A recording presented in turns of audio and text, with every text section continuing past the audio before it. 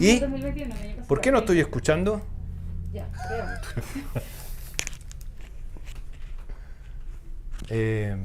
O sea, ¿por qué no ¿No tengo...? tienes? ¿Puedes fijarte? Oh, da un poco lo mismo. No, no sé. ¿Ahí? Ahí sí.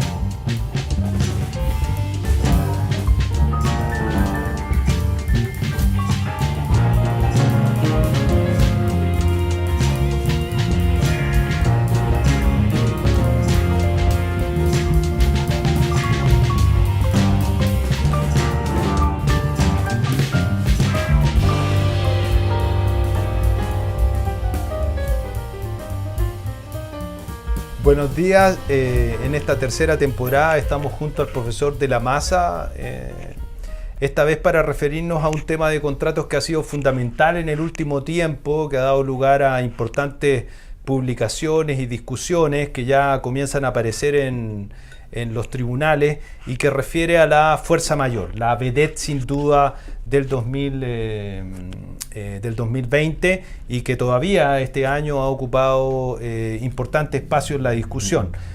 Tú mismo publicaste un libro junto al profesor Vidal, Mauricio Tapia sacó una tercera edición, ¿no? Acerca de esta problemática. Y el artículo 45 del Código Civil que se refiere a ella está pensando más bien en catástrofes, ¿no? O en decisiones de la autoridad, el hecho del príncipe.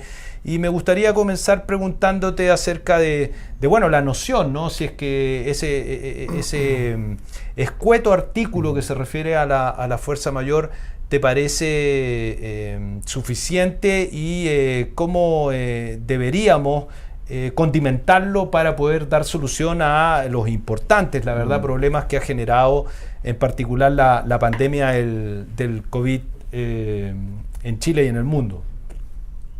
Hay algo peculiar con el caso fortuito, la fuerza mayor, que lo comparte con el error. Y es que es una figura cuya aplicación, salvo casos totalmente excepcionales como el que padecimos, no es frecuente. Pero merecen, sin embargo, la pena estudiarse porque cuando mejoramos nuestra comprensión sobre ello, agudizamos nuestra comprensión del derecho completo. O sea, yo creo que es muy interesante estudiar la buena fe. Es muy interesante estudiar la fuerza mayor. Ese es mi primer comentario. Ya justificamos el libro ahí. Y la segunda edición, esperaría yo. Mi siguiente comentario es que es cierto que la definición del artículo 45 es modesta, ¿no? Elegante, pero modesta. Con todo, lo que ha sucedido allí es más bien que hay una alteración en la forma de interpretarlo. Si uno mira el texto de Mauricio, el texto de Ana María Graciela Brandt, ¿no es verdad? Probablemente el primero de esto es el que da cuenta de manera más sistemática por primera vez de esa modificación. Porque, digamos, aunque la definición se mantenga, esta es una cuestión interesante, la comprensión ha variado sustancialmente. Entonces, la comprensión original de ese precepto es que era algo totalmente irresistible para cualquiera, totalmente imprevisible. Lo que hoy día sabemos, la que lo dice por primera vez en forma sistemática es la profesora Brandt, luego Mauricio, desde luego Álvaro y yo por supuesto estamos de acuerdo, es que es relativa, ¿no es verdad? Es que es necesario mirar lo que esa persona tenía que soportar o que esa persona tenía que prever. Y esto nos lleva a una cuestión que tú alguna vez notaste, Carlos, que yo creo que es muy interesante, que es cómo pueden disolverse las fronteras, o tornarse porosas al menos, entre la fuerza mayor y la alteración sobrevenida a las circunstancias, ¿no? O sea, lo que nosotros hemos denominado la teoría de la imprevisión. O sea, es interesante conceptualizar de esa manera el caso fortuito, pero a la vez hay que advertir que la distinción, la frontera, se torna extremadamente porosa. Y es una cuestión que no hemos acomodado bien todavía, la convivencia en Chile de esas dos figuras. Yo creo que ese es un esfuerzo que está un poco pendiente. Ahora, Íñigo, se suele retratar, ¿no?, las condiciones de la fuerza mayor en base a lo que señala el artículo 45, ¿no?, un hecho imprevisto, imposible de resistir, de ahí esa concepción, como tú señalas, que se va abandonando, extrema, y que mantenía la fuerza mayor un poco adormecida, pero que sobre todo en el ámbito de los contratos comienza a conectarse con lo acordado, el contenido del contrato, la negociación, pero al mismo tiempo se suma ese elemento de la exterioridad, ¿no?, que algunos dicen, no, la exterioridad no está en el Código Civil, otros en cambio indican, bueno, el 1547 la indicaría. Me gustaría que te refirieras a estas condiciones, ¿no?, que algunos indican que son verdaderos estándares, ¿no?, con lo cual se refleja esa necesaria flexibilidad al momento de afrontarlo. ¿Cómo tú los entiendes, esta idea de lo imprevisto, la idea de lo irresistible, y si hay que integrar o no la idea de la exterioridad para entender el fenómeno de la fuerza mayor? Ok, primero podemos comenzar pensando a qué corresponde cada una de estas cosas, ¿no? Y lo irresistible, esto es una cuestión interesante, no significa únicamente que una persona no puede evitar el suceso. Esto es perfectamente obvio, no es que no sea parte de la cuestión, pero no agota la cuestión. Porque lo realmente interesante, luego si nos queda tiempo lo pensamos en el caso de los colegios el año pasado, es que puede que el acaecimiento del suceso sea perfectamente inevitable, es la pandemia, ¿no? Y que sin embargo las consecuencias de ese suceso puedan hasta cierto punto resistirse. Y la irresistibilidad comprime ambas cosas, ex ante y ex post. Hay ciertas cosas que yo puedo evitar. Por ejemplo, si hubiese tenido un adecuado sistema de alarma, hubiera evitado que estos ladrones entraran a la casa, etcétera, etcétera. Pero hay otras que puedo resistir. Por ejemplo, yo no puedo evitar que suceda la pandemia, pero puedo resistir parte de sus consecuencias transmitiendo los contenidos educacionales que estoy obligado a suministrar por medios electrónicos, como afortunado o desafortunadamente lo hemos venido haciendo hace ya un buen tiempo. Entonces, esa es una primera cuestión.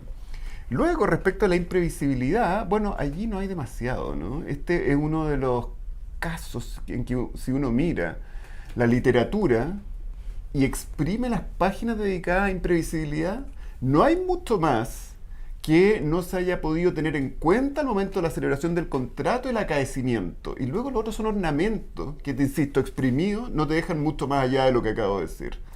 Déjame hacerte una pregunta ahí, porque hay algunos que han planteado que esta idea de lo imprevisto no debiera ser una condición fundamental o incluso debiera excluirse de la noción de fuerza mayor, porque aunque haya podido, aunque no se haya podido prever el evento, si es que es irresistible, de igual manera debiera ser una excusa, ¿no? ¿A ti te parece razonable? Yo no termino de entenderlo muy bien, sobre todo que, nos lleva a analizar la problemática de riesgos e imprevistos, ¿no? Porque eso. Si se trata de un riesgo significa que contractualmente me lo representé y tenía las posibilidades de establecer ciertas cláusulas en el contrato, ¿no? Luego. Mira, yo te diría que con eso último prácticamente diste la respuesta, pero mi impresión es la siguiente. Lo que hay acá es una cuestión de una parte de asunción de riesgos y de otra de confianza en las apariencias. Déjame darte un ejemplo de esto, ¿no? Que es un caso de Cernac contra Falabella, no sé si es contra Ripley, perdón, no sé si es solo contra Ripley. Pero imagínate cómo me sucedió a mí, que tú compras en una de estas casas comerciales, en estos retail, durante plena pandemia, el momento álgido de la pandemia. Y ellos te señalan que te van a entregar dentro de la próxima semana. Eso era imposible. Supongamos por un momento que eso era imposible. Debiste comprar en Mercado Libre. Eso era imposible. Sin embargo, la imposibilidad se puede asumir como riesgo, explícitamente. Yo asumo el riesgo de lo imposible. ¿Qué entender cuando en ese momento ese retailer me dice a mí teniendo perfecto conocimiento de lo que está pasando, me dice que me va a entregar? Lo que yo diría es que de una parte él asumió el riesgo de esto que de buenas a primeras parece imposible, y de otra me transmitió la confianza razonable que esto va a suceder. Por lo tanto, puestas las cosas de esa manera, a mí me parece que la cuestión sea imprevisible es indispensable, ¿no? Porque si no hay asunción de riesgo. Si yo sé que esto es irremediable, pero igual lo ofrezco, y la otra parte puede creer que esto es verdad, entonces yo asumí el riesgo. ¿Por qué hice una cosa tan delirante? Una buena pregunta. Pero podría ser, fíjate qué bueno el ejemplo que estamos pensando, podría ser que es porque yo sé que los consumidores se van a tener que comer la segunda semana. Claro. No les queda otra. Y por lo tanto, en cambio, si ellos saben que tienen 2 semanas, no me van a comprar. Entonces, eso ya frisa el dolo, ¿no? Y por lo tanto, a mí me parece que hay buenas razones para hacerte responsable. Una publicidad engañosa, quizás. Totalmente. Claro, claro. Ahora, la cuestión de la exterioridad también ha sido bien discutida, a tal punto que en la Reforma Francesa se planteó su exclusión como elemento de la fuerza mayor, que no debiera ser un elemento para considerar la fuerza mayor. Ahora, bien relacionado con los casos de la enfermedad, y que entonces, claro, yo no puedo reclamar la exterioridad de la enfermedad para cumplir, o la cuestión de la huelga, que es muy recurrente también en la práctica, bueno, más en Francia, que son buenos para la huelga, ¿no? Entonces, ¿a ti te parece que la exterioridad retrata bien el elemento o debiéramos revisar esa condición de la fuerza mayor? O sea, mira, a mí me parece que si uno afirma que una enfermedad que era imprevisible, que era incontrolable, ¿no?, falla en el requisito de la exterioridad, es porque está pensando mal las cosas. Claro. Por lo tanto, entiendo, ese ejemplo también lo da Mauricio para precisamente controvertir, y yo creo que en eso tiene razón. Yo pensaría la exterioridad de una forma distinta, donde sí creo que puede tener utilidad, que es a propósito de una noción de la Convención de Viena, que es la esfera de control. Entonces diríamos que hay una pequeña, o depende del caso, en realidad esfera, donde tú, por decirlo de alguna manera, súper garantizas el estado de las cosas y no puedes alegar nada. Es decir, por ejemplo, mi máquina, ¿no? Esta es mi máquina con la que yo voy a confeccionar tus camisas y las que me encargaste para venta luego. Bueno, mi máquina falla de una manera que era imprevisible y que era incontrolable para mí, ¿no? Irresistible. ¿Puedo alegar eso? No, la respuesta es no, creo yo. Porque eso está fuera, eso es lo que yo te súper garanticé. Porque la otra parte no tiene por qué asumir ese riesgo. Entonces a mí me parece que la idea de exterioridad vuelve a cumplir una buena función. Si uno la echa por la puerta, va a entrar por la ventana con esto de la esfera de control. Al final no sería una cuestión de causalidad. Porque todo esto tiene que ver también con cómo juega la culpa en relación a la fuerza mayor, ¿no? Porque, ojo que acá no hay culpa, ¿no es verdad? No, sí, claro, pero una de las grandes discusiones ha sido si la culpa borra necesariamente la fuerza mayor, ¿no?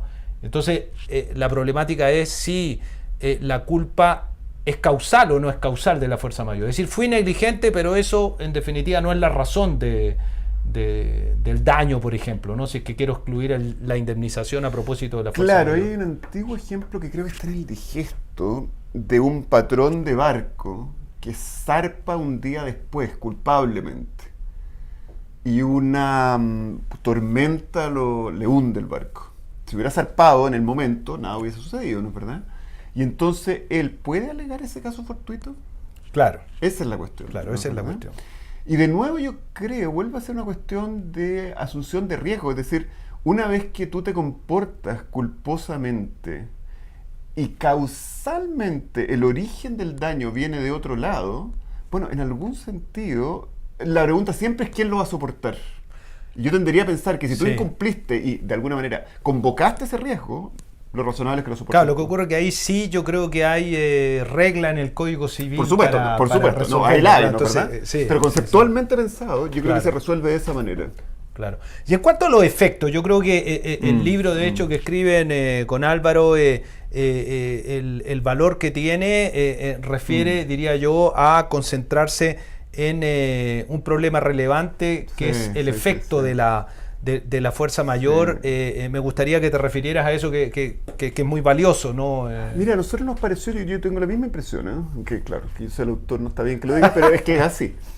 Que una adecuada sistematización de los efectos aconseja distinguir y evitar la miopía en que hemos incurrido a veces entre los efectos que tiene respecto de la obligación afectada y las obligaciones correlativas. Claro. Con respecto a la obligación afectada, la principal cuestión que yo diría es que la doctrina chilena se ha hecho cargo bien del asunto, en general.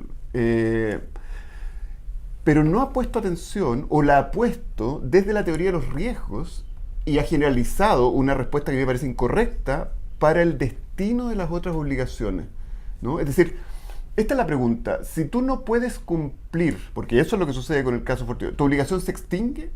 Y nuestra opinión con Álvaro es que por regla generalísima, no se extingue, salvo en los desafortunados casos del 1550 y del 1820.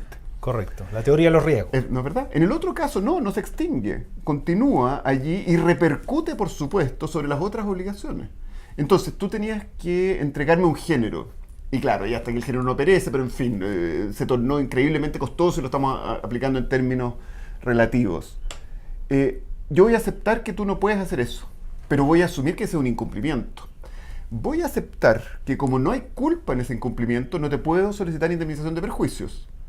Pero sí, yo puedo, según lo que veníamos hablando en otro podcast, liberarme, al menos temporalmente, de mi obligación de cumplir contigo. Es decir, aplicar lo que en Chile denominamos una excepción de contrato no cumplido. Entonces a mí me parece que lo realmente relevante al evaluar las consecuencias del caso Fortuito es no solo prestar atención, esta es la miopía que yo denunciaba hace un momento, al destino de la obligación afectada, sino cómo repercute el incumplimiento de esa obligación frente a las correlativas que no fueron afectadas, que todavía podrían ser cumplidas. Y eso lleva a una última pregunta de cómo conjugar la fuerza mayor con la resolución del contrato, que yo creo que tiene ahí un espacio bien importante. Totalmente. No, esa es una gran pregunta que se ha manifestado en los arrendamientos. Exactamente. No, yo lo que diría ahí es lo siguiente: usted no me puede seguir garantizando el uso de la propiedad, ¿no? Eso es lo que pasó aquí. Nos preguntamos, ¿ese es un incumplimiento? A mí me parece que sí, particularmente en la disciplina del arrendamiento. ¿No es culpable? Bueno, ¿y no habíamos visto que la resolución en incumplimiento no tenía que ser culpable? Claro. De acuerdo. Tenemos eso para nosotros. Segunda cuestión.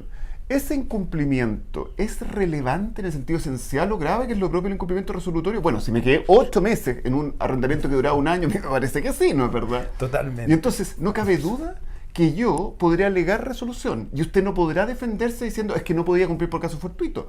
Porque, como vimos en otro podcast sobre resolución, la calificación del incumplimiento resolutorio se limita a su gravedad y no exige culpa.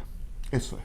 Y mira, una última pregunta, ¿no? Que tiene que ver con otra institución bien a la moda, diría yo, a propósito del COVID, que es la frustración del contrato. ¿A ti te parece necesaria, atendida esta fisonomía que se ha ido construyendo de la fuerza mayor?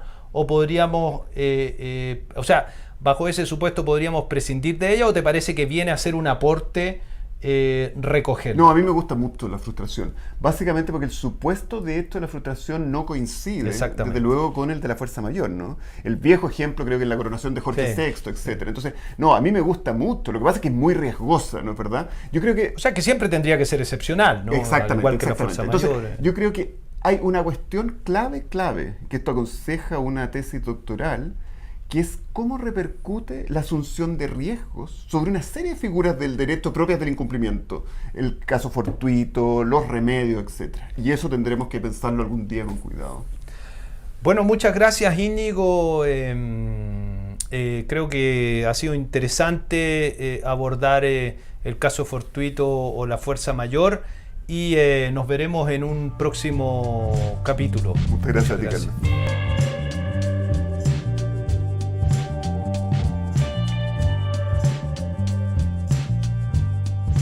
A publicaciones importantes, una de ellas a tu cargo junto al profesor de la Masa. Corrijamos, perdón. ¿Qué pasó? Junto al profesor de la Masa. Y el año pasado fue... ¿Cómo? Junto al profesor Vidal. ¿Eso dije? Dijiste junto al profesor de la Masa. Y dijiste de la Masa ya. 2019. Perfecto.